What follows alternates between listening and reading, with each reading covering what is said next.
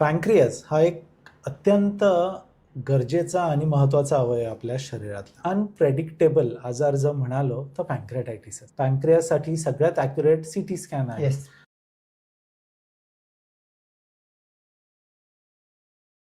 नमस्कार, पुन्हा एकदा गटफिट क्लबमध्ये तुमचं मनपूर्वक स्वागत आहे. आज आपण एक खूप महत्त्वाचा विषय, जो की बऱ्याच लोकांना कन्फ्युजन पण असतो आणि भीतीसुद्धा वाटतो, त्याच आजार म्हणजे पॅन्क्रियाटायटिस ह्याबद्दल सविस्तर आपण गप्पा मारलेल्या आहेत. विक्रांत सरांकडून बरंच ह्याच्याबद्दल गायडन्स घेतलेला आहे. चला तर मग जास्त वेळ न घेता पॅन्क्रियाटायटिसबद्दल डॉक्टर विक्रांत काळे सरांसोबत डिस्कशन करूया, समजून घेऊया. त्यापूर्वी आमचा चॅनल गटफिट क्लब सबस्क्राईब करा, जेणेकरून आमचे येणारे व्हिडिओ पुढचे अबाधितपणे तुम्हाला बघायला भेटेल. नमस्कार. नमस्ते. पुन्हा एकदा गटफिट क्लबमध्ये तुमचं मनपूर्वक स्वागत आहे. आज आपल्यासोबत विक्रांत काळे सर आहेत. सर, आज एक महत्त्वाच्या विषयावरती बोलण्यासाठी सरांना बोलवलेलं आहे. बरेच लोकांना असं होतं, काहीतरी कारणास्तव कधी ड्रिंक्स घेतलं किंवा काहीतरी झालं, खूप वेदना होत आहेत रात्री बेरात्री, मग काही ट्रीटमेंट घ्यायची गरज पडते, मग पॅन्क्रियाटायटिस हा वेदनाचे कारण कळतं. मग पॅन्क्रियाटायटिस ज्या वेळेला समजलं, एका साईडला संभ्रम असतो आणि एका साईडला भीती असतं. कारण चांगला असलेला माणूस अर्ध्या एक घंट्यामध्ये आता ICUमध्ये आहे हे बघण्याला भेटतं. तर हे पॅन्क्रियाटायटिसबद्दल समजणं खूप जरूरत आहे. म्हणूनच आज विक्रांत सरांना पॅन्क्रियाटायटिसच्या बद्दल समजून घेण्यासाठी बोलून घेतलेलं आहे. सर, तुमचं गटफिट क्लबमध्ये पुन्हा एकदा स्वागत आहे. पॅन्क्रियाटायटिसबद्दल तुम्हाला काय आहे माहिती होण्यासाठी डिस्क्रिप्शनमधल्या लिंकवरती क्लिक करून आन्सर करा. तर चला तर मग आपण पॅन्क्रियाटायटिसबद्दल सरांना बोलूया. सर, पॅन्क्रियाटायटिस बोलण्याच्या अगोदर हे पॅन्क्रियास किंवा स्वादुपिंड हे काय असतं, कुठं असतं, त्याचं काय ह्याबद्दल सांगू शकाल का सर? बरोबर, थँक्यू. श्रोतेहो नमस्कार. पॅन्क्रियास हा एक अत्यंत गरजेचा आणि महत्त्वाचा अवयव आपल्या शरीरातला. त्यालाच आपण मराठीत स्वादुपिंड म्हणतो. आपलं पोट म्हणजे जठराच्या मागे असं एक एलॉंगेटेड म्हणजे एक निमुळत असा एक अवयव आहे, जो महत्त्वाचे असे 2 फंक्शन करतो आपल्या शरीरात. त्याचे फंक्शन आहेत मल्टिपल, छोट्या याच्यात जायला गेलं तर बरेचसे आहेत, पण 2 महत्त्वाचे फंक्शन की आपण जे काही खातोय त्याला डायजेस्ट करण्यासाठी जे काही एन्झाईम्स बनतात हे पॅन्क्रियाजमध्ये बनतं. आणि आपली अगदी सॉफिस्टिकेटेड सिस्टम बनवलेली आहे देवाने, किंवा कोणी आपण जे काही बिलीव्ह करतो, वर जो कोणी आहे त्याने जी काही आपली ह्युमन बायोलॉजी बनवली आहे, त्याच्यामध्ये आपण काय खातो याचे सिग्नल्स जठरातनं पॅन्क्रियाजला जातात. जर तुम्ही प्रोटीन्स खाल्ले, कार्बोहायड्रेट्स खाल्लेत की एक्स्ट्रा फॅट्स खाल्ले, हे सिग्नल सगळे स्वादुपिंडाला जातात. त्यानुसार अप्रोप्रिएट एन्झाईम्स बनवले जातात की त्या सगळ्या जे काही तुम्ही खाल्लं आहे त्याचं डायजेशन व्हावं म्हणून ते अप्रोप्रिएट एक वेगवेगळे एन्झाईम्स बनवले जातात. तसेच शुगर लोड, आपण जे काही खातो त्याच्यातनं साखर मेनली जातेच, तर ती साखर डायजेस्ट होऊन अब्झॉर्ब व्हायचं वगैरे याच्यासाठी सगळ्यात महत्त्वाचा हॉर्मोन सगळ्यांना माहिती आहे, तो इन्सुलिन. Yes sir. तर इन्सुलिनचं प्रोडक्शनसुद्धा पॅन्क्रियाजमध्ये होतं. बीटा सेल्स म्हणून जे काही सेल्स असतात आपल्या स्वादुपिंडात, ते त्याच्यामध्ये इन्सुलिन बनलं जातं. तर हे 2 महत्त्वाचे फंक्शन्स आहेत.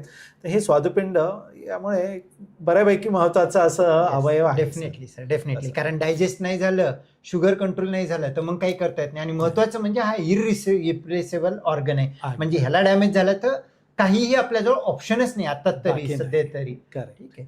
आता मग हे पॅन्क्रियाटायटिस म्हणजे काय सर? तर हे जे स्वादुपिंड आहे ही जितकं महत्त्वाचं आहे तितकंच नाजूक अवयव सुद्धा आहे, डेलिकेट आहे. म्हणजे एक आमचा जो प्रोफेसर होता इंग्लंडला, तो आपलं ब्रेड जो बनवला, तो ब्रेड जितका सॉफ्ट आहे तितकं सॉफ्ट आपलं पॅन्क्रियाज आहे, असं तो आम्हाला उदाहरण द्यायचा. त्यात जर हे ब्रेडचा तुकडा तुम्ही पाण्यात टाकला तर काय होईल, जितकं ते असं भुसभुशीत आणि नाजूक होणार ते म्हणजे पॅन्क्रियाटायटिस. म्हणजे काय होतं, तर स्वादुपिंडाला साध्या भाषेत सूज येणं, याला आपण पॅन्क्रियाटायटिस म्हणतो. याचे कारणं बरेच आहेत, पण कुठल्याही कारणाने सूज येणं हे पॅन्क्रियाटायटिस आहे. तर ही पॅन्क्रियाटायटिस याच्याबद्दल आपण बोलूया तसं. Okay sir. आता स्वादुपिंडाचा सूज आलं किंवा इन्फ्लमेशन आलं म्हणून म्हणताय, तर ह्याचे होणारे मेन कारणं कोणते आहेत आणि तुमच्या रुटीन प्रॅक्टिसमध्ये कोणते कारणांसोबत पेशंट येत आहेत ह्याच्याबद्दल थोडंफार सांगू शकता सर? बरोबर. सो आपण बऱ्यापैकी आपल्या प्रॅक्टिसमध्ये पॅन्क्रियाटायटिस बघतो सर. मेनली मी याला 3 कॅटेगरीमध्ये डिवाईड करतो. त्याच्यातल्या 2 कॅटेगरीज आपल्याला मॅनेजेबल आहेत अशा म्हणतो मी, आणि एक कॅटेगरी अनफॉर्च्युनेटली थोडंसं आउट ऑफ कंट्रोल आपल्या Okay. असते, तसं आहे. तर त्याच्यातलं 1/3 पहिले 1/3 बोलायचं झालं तर गॉल ब्लॅडर स्टोन्समुळे जो पॅन्क्रियाटायटिस म्हणतो त्याला बिलियरी पॅन्क्रियाटायटिस असं Okay. म्हटलं जातं, की गॉल ब्लॅडरमध्ये स्टोन्स बनतात, कचरा बनतो, तो सटकून खाली पित्तनलिके थ्रू बाहेर येतो, आणि पित्तनलिका आणि आपल्या स्वादुपिंडाची ओपनिंग ही एकत्रच असते आपल्या छोट्या आतड्याच्या सुरुवातीलाच. तर तिथे जो तो कचरा अडकला आणि जर स्वादुपिंडाची नळी म्हणजे पॅन्क्रियाटिक डक्ट हा ब्लॉक झाला, इरिटेट झाला, तर त्याच्यामुळे पॅन्क्रियाटायटिस होतो. Okay. त्याला बिलियरी पॅन्क्रियाटायटिस म्हणतो. दुसरं महत्त्वाचं कारण हे अल्कोहोल, दारू, अल्कोहोलिक पॅन्क्रियाटायटिस. तर अल्कोहोलमुळे डायरेक्टली आपल्या पॅन्क्रियाजला सूज येऊन तिथले डक्ट्स ब्लॉक होतात, तिथे म्युसिन प्रोडक्शन म्हणजे काय, तिथे सोप्या भाषेत माती वगैरे असं थोडासा कचरा तयार होतो डक्ट्समध्ये, आणि ते ब्लॉक होऊन त्यामुळे डायरेक्ट डॅमेज पॅन्क्रियाजला होतं. सो हा झाला दुसरा, 2/3 म्हणजे 1/3 पार्ट अल्कोहोल. आणि राहिलेलं 1/3 मध्ये बऱ्याच वेळा इडिओपॅथिक पॅन्क्रियाटायटिस असतं, काही वेळा कॅल्शियम जास्त असणे, ट्रायग्लिसराईड्स, लिपिड प्रोफाईल म्हणजे हाय कोलेस्ट्रॉल म्हणू शकतो, कोलेस्ट्रॉलचाच एक भाग आहे ट्रायग्लिसराईड, तो वर असेल तर होऊ शकतं. कधी काही औषधांमुळे पॅन्क्रियाटायटिस होऊ शकतो. ऑटो इम्युन म्हणजे आपल्या इम्युनिटीमध्ये बिघाड झाल्यामुळे कधी पॅन्क्रियाटायटिस होऊ शकतो. हे सगळे प्रकार एक 1/3 मध्ये आपण कॅल्क्युलेट करू शकतो सर. असं हे महत्त्वाचे कारणं झालं. त्याच्यात पहिले 2 कंट्रोलमध्ये म्हटलं की एक ते गॉल स्टोन्स डायग्नोसिस आणि त्याचे ट्रीटमेंट केलं तर ते टाळू शकतो. अल्कोहोलिक सर्टनली प्रिव्हेन्शन केलं, अल्कोहोल टाळलं, दारू पिणं थांबवलं तर टाळू शकतो. राहिलेल्या 1/3 मध्ये बऱ्यापैकी केअरफुली बाकीच्या गोष्टी मॅनेज कराव्या लागतात, तिथे थोडासा कंट्रोल आपला कमी असतो. ओके. एखाद्याला आता पॅन्क्रियाटायटिस कसं होतो, काय होतो ह्याच्याबद्दल बोलणारच आहोत सर. एखाद्याला पॅन्क्रियाटायटिस झालं ते इतकं घाबरायचं का बरं, आणि पॅन्क्रियाटायटिस इतकं भयंकर आजार का बरं आहे, ह्याच्याबद्दल काही सांगू शकाल सर? बरोबर असा. सो आता आपण इतके सगळे आजारांबद्दल बोलतो सर दर आठवड्याला, त्याच्यामध्ये सगळ्यात अनरिलायबल आणि अनप्रेडिक्टेबल आजार जर म्हणालो तर पॅन्क्रियाटायटिस असं. सो याचं कारण हे की पॅन्क्रियाज हे मी जसं आधी म्हणालो खूपच नाजूक अवयव आहे. सो त्याला सूज आली तर त्याचं जे काही नाजूकपणा आहे, लवचिकता अजून कमी होते. खूप फ्रायबल असं टिश्यू आहे हे, त्यामुळे सूज आली तर खूप पटकन सडतो, इन्फेक्शन होऊ शकतं, डिस्ट्रॉय खूप पटकन होतो हा. त्याच्यामुळे कोण लवकर रिकवर होईल आणि कोणाला जास्त त्रास होईल हे डे 1ला कोणीही सांगू शकत नाही.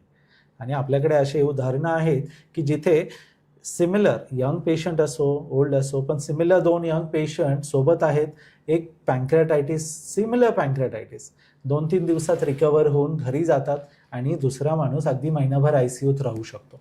त्यामुळे ते अनप्रेडिक्टेबल आहे याचं नेचर. त्यामुळे सूज कुठे येते, किती ती वाढते याच्यावर डिपेंड आहे, रूट कॉज काय आहे त्याचं याच्यावर डिपेंड आहे सर पॅन्क्रियाटायटिस. म्हणून थोडासा असा काळजीचा आणि अनप्रेडिक्टेबल हा शब्द नक्की पॅन्क्रियाटायटिसला लागू पडतो.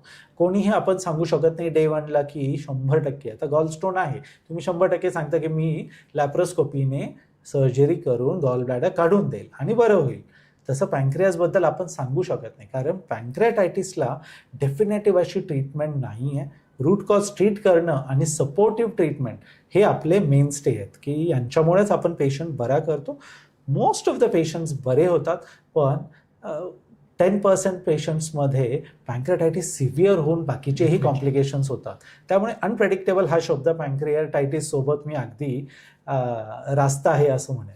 ओके. मी पण काही वेळेला पेशंटला हेच सांगतो, एखादा सिंह आहे, झोपून आहे, शांत आहे, त्याला डिवचलं तर डिवचणं तुमच्या हातात आहे. एकदा डिवचल्यानंतर तो काय थैमान कसा घालू वागेल? शकतो, कसा वागेल, काय वागेल हे आपल्या हातात नाहीये. आणि बिईंग अ डॉक्टर लिटरली हेच आपल्याला अप्लाय होतो की एकदा पॅन्क्रियाटायटिस सेट झालं की जोपर्यंत तो शांत होत नाही तोपर्यंत आपल्याला फक्त बाहेरून सपोर्टच करावं लागतं. डॉक्टर त्याला बंद नाही करू शकत. हा एक अवघड प्रॉब्लेम आहे प्रॉब्लेम आहे पॅन्क्रियाटायटिसमध्ये नक्की सर. एकदा पॅन्क्रियाटायटिस झालं नेमकं काय गुंतागुंत किंवा कॉम्प्लिकेशन होऊ शकतात ह्याच्याबद्दल थोडं सांगून मग नंतर त्याचे काय कारण वगैरे कसं लक्ष न्यायला जाऊ याचं. बरोबर. सो मोस्ट ऑफ द पॅन्क्रियाटायटिस आपण माइल्ड म्हणू शकतो सर, की त्याच्यामध्ये थोडीशी सूज येते आणि ट्रीटमेंट जशी केली जाते, आपण ट्रीटमेंटबद्दल बोलणारच आहोत, तर मोस्ट ऑफ द टाइम्स ते सेटल होऊन जातात.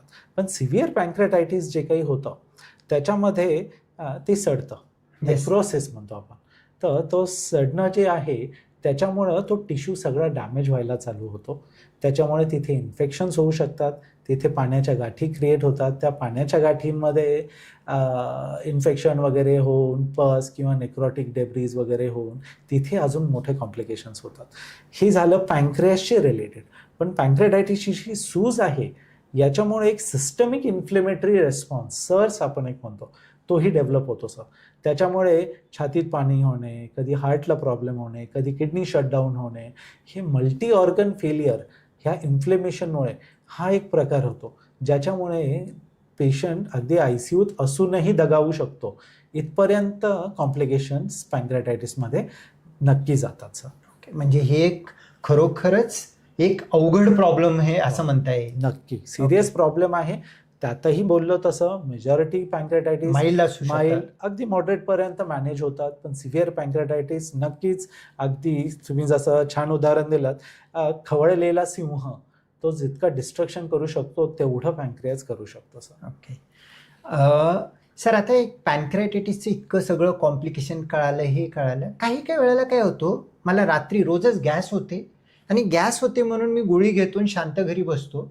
पण एखाद्या दिवशी कळतं की मला गॉल ब्लॅडर स्टोन आहे, तरी सुद्धा मी पेन होते म्हणून पेन किलर घेऊन बसतो. पण काही काही वेळेला पेन अतिशय सिव्हिअर येतात आणि वेदना, आणि त्यावेळेला पण गॅस किंवा साधं पेन आहे म्हणून घरी बसण्याची एक प्रॉब्लेम होतो, तो Tendency. आयडियल विंडो निघून जातो. तर अशा कंडिशनमध्ये एखाद्याला पॅन्क्रियाटायटिस आहे असं समजण्यासाठी कोणते लक्षण असतात किंवा कोणते टेस्ट असतात किंवा काय करावं लागतं ह्याच्याबद्दल तुम्ही सांगू शकाल कसं?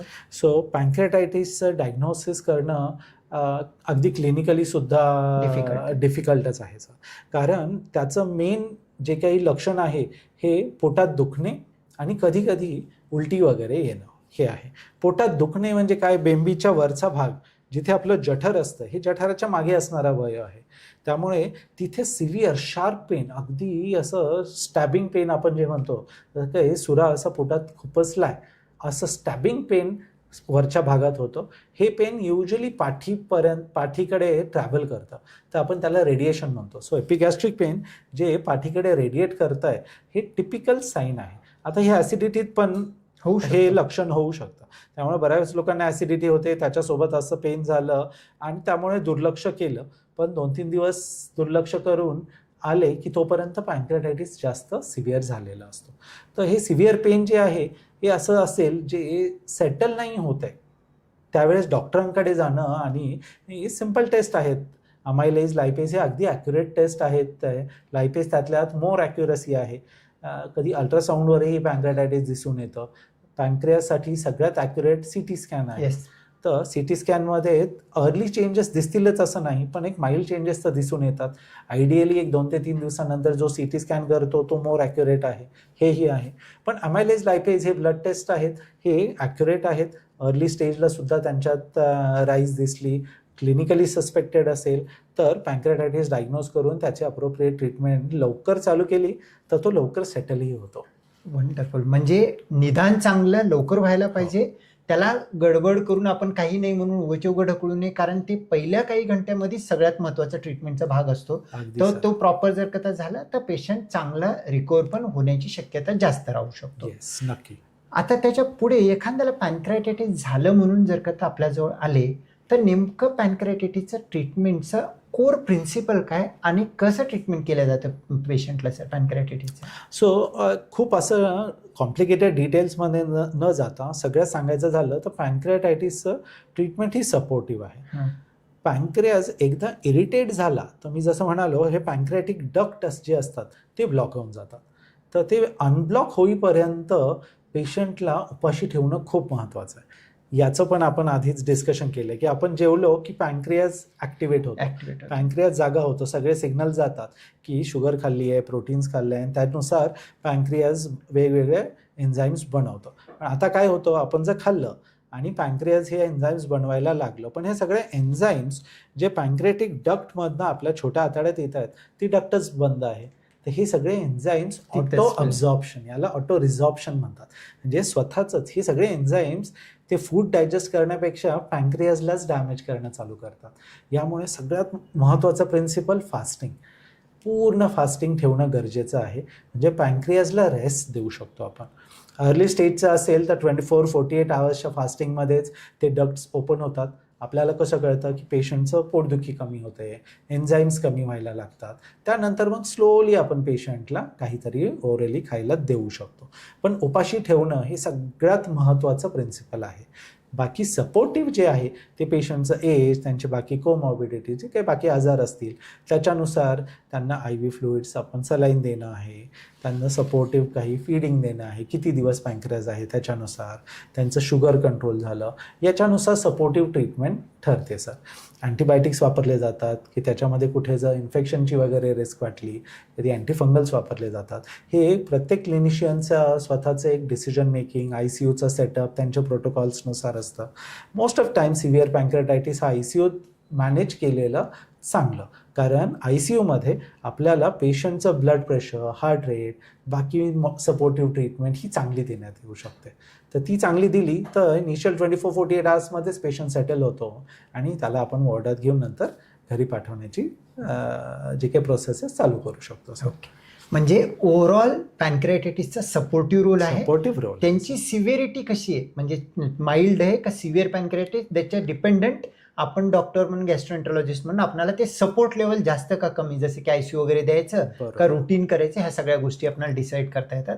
हायड्रेशन तुम्ही जसं सांगितलं, नील बाय माउथ, काही न खायला देणे आणि सलाईन देणं, आणि जर गरज असेल तर इंजेक्शन देणं, हेच म्हणता येईल. सर, आता एखाद्याचं ट्रीटमेंट केलं हे मान्य आहे, एखाद्याला कळालं नाही, पॅन्क्रियाटायटिस झालं, जर का गॉल ब्लॅडर स्टोन होतं त्यामुळे पॅन्क्रियाटायटिस झालं तर त्या पेशंटला ट्रीटमेंट कसा वेगळा असतो, आणि जर स्टोन असेल त्याच्यामुळे पॅन्क्रियाटायटिस झालं हे कळालेलं असेल तर त्या पेशंटला वापस होणे म्हणून काय तुम्ही सजेशन देता?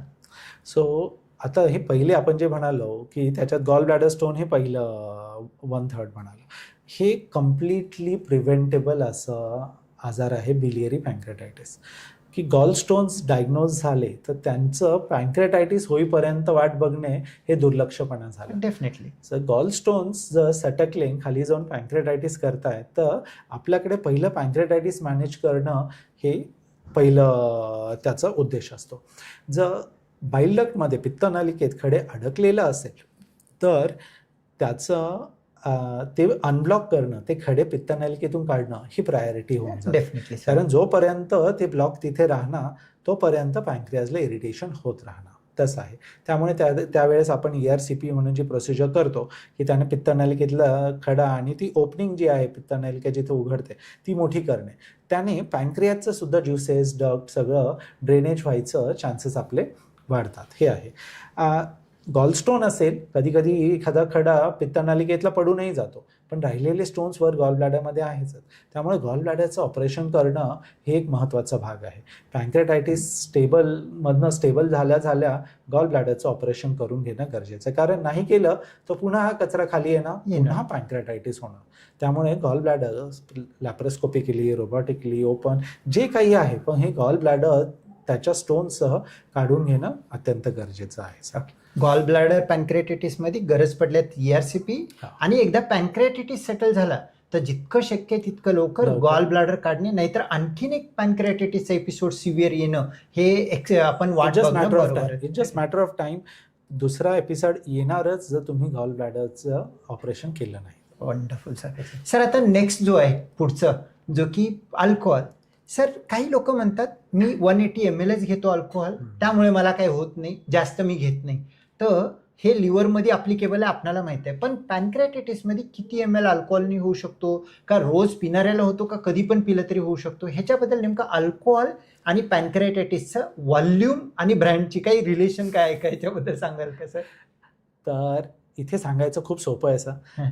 Alcohol volume doesn't matter for okay, pancreas. थोडं पण असेल, फर्स्ट टाइमर पण असेल थोडंही तरी आपण असेल. नॅक्रोटिक पॅनक्रेटायटिस बघितलेलं आहे. बघितलेलं आहे की कधीच पित नाही, मित्रांनी अगदी थोडंसं मला आग्रह केला म्हणून घेतलं आणि पॅनक्रेटायटिस झाला, असेही पेशंट आहेत. ओके. त्यामुळे व्हॉल्यूम, फ्रिक्वेन्सी हे मॅटर करत नाही. तो लिव्हरसाठी अप्लिकेबल आहे, पॅनक्रियासाठी साठी हे लिथल पॉइझनच आहे. कधीही कितीही घेतलं तरी at any point of time pancreatitis develop होऊ शकतो. अगदी सर. त्यामुळे अल्कोहोल पॅनक्रेटायटिस नंतर परत घेणं अशी पेशंट आहेत. आता काय करता, पण पॅनक्रेटायटिसमध्ये अल्कोहोल नंतर अगदी थोडं जरी म्हणालात तरी ते पॉइझनच आहे, टाळलंच पाहिजे.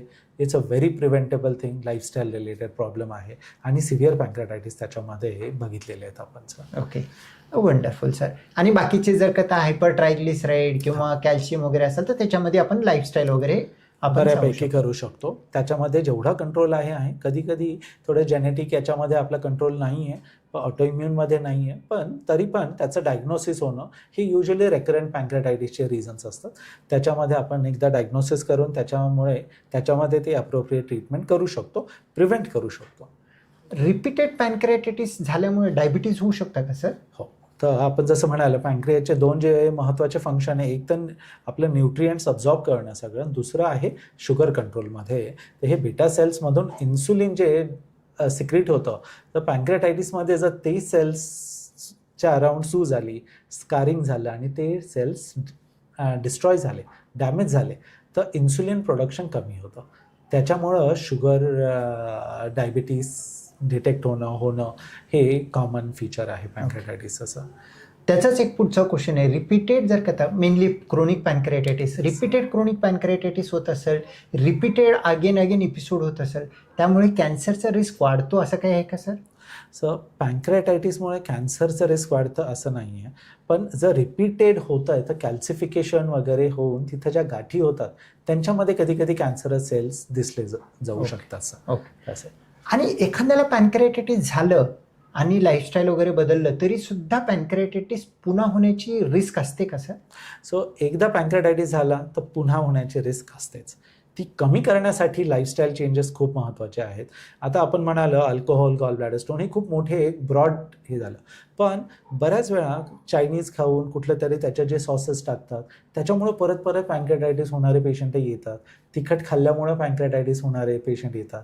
जास्त तेलकट आहे, प्रोसेस्ड फूड खाल्लं त्याच्यामुळं, कारण हे सगळे प्रोसेस्ड फूड वगैरेमध्ये सुद्धा ते जे केमिकल्स आहेत ते पॅनक्रियाजला जाऊन त्यांचं जे पॅनक्रियाचं सिक्रिशन असतं ते जितकं लिक्विड पाहिजे ते होत नाही, ते तेवढं थिक होतं आणि ते थिक झालं की पॅनक्रियाचं डक्ट्स ब्लॉक होऊन पॅनक्रियाटायटिस होतं. तर हे जितकं हायलाईट केलं जात नाही, पण हे पण रिझन्स आहेत. त्यामुळे आपलं लाईफस्टाईल खूप क्लीन ठेवणं, परत एपिसोड्स होऊ नये याच्यासाठी खूप हेल्पफुल असतं. म्हणजे एकंदरीत पॅनक्रियाटायटिस अवॉइड करण्यासाठी आपलं लाईफस्टाईल चांगलं करणं आणि ड्रिंक्स वगैरे काही ॲडिक्शन न खूप लांब. एक शॉर्टमध्ये पॅनक्रियाटायटिसच्या पेशंटला संबोधून तुम्हाला जर समराईज फॉर्ममध्ये काय सांगायचं असेल तर नेमका काय सांगू इच्छिता सर? सगळ्यांसाठी महत्त्वाचं आणि उपयोगी ठरेल त्याबद्दल सांगाल का सर? अगदी सर.